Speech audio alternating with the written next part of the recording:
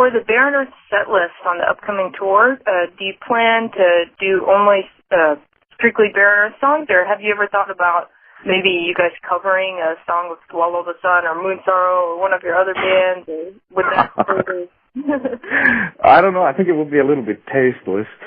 and you know, since we're the first band on the bill, we only have a 40-minute set anyway. So probably it's going to be songs from the album, and then maybe one or two to try out to test out the new shit. But we haven't made up our minds yet. It remains to be seen. But one thing you could maybe mention on the website, now that we're talking about this 40-minute short set, is that we're on most of the venues where we're the first band on the bill, and sometimes there's local bands. So remind all your readers, maybe perhaps to show up early. If you can do that, it would be cool. Yes, definitely. We'll note that. And who are some bands that you have not got the chance to tour with that you would really like Barren Earth to tour with? Wow. Well, if Pink Floyd would let us use their lighting rig, yeah. No. I mean, we have a couple of offers like, but we couldn't take them because of it's hard to work out schedules with this band. But now we managed to do this with February that we boxed this time free for everyone, and it's looking good. But of course, excuse me? Oh, sorry. Go ahead. No, I forgot what I was talking about. Please repeat. Oh, okay.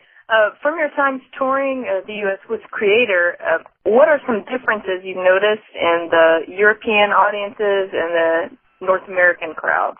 Ooh. Oh, well, you know, Europe, it's all the countries are so different, you know, like especially when you tour in Eastern Europe, people are more enthusiastic than they are, for example, in London or Paris or something like that, because there is so many bands playing there all the time, so the reaction is more like fanatic or something like that.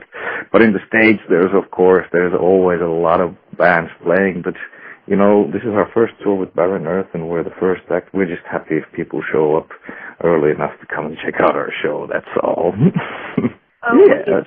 The changes in the music industry, for example, CDs are becoming more and more less purchased, and people are going digital, iTunes, things like that. What are your thoughts on the change in that process? Yeah, well, what I do, I mean, I obviously, like everybody, you know, listen most of the time music on an iPod. But most of the times I if I really like something, I buy the album as well later on. And if you buy from iTunes, it's a little bit cheaper and so on. It's quite consumer friendly, I think, in a way. So in a way, I have nothing against it. But then there are these other servers like torrents and like, for example, in Scandinavia, have this service called Spotify. I guess it's available also in the States. I mean, I think it's quite wrong because there is no income for the musician or the producer of the product. So that's of course it's a minus side. But what can you do? You know, maybe laws, you know, like laws concerning these kinds of things will change in the future, but it's almost impossible to control stuff like that, at least in the world of today. But at least for a new band, it's slightly easier to get your voice heard. Personally, I think that buying CDs is way better. I don't like the digital aspect. I like having the actual physical CD with me. Yeah, me too. But you have to remember that CD stores can't always get what you want. Yeah.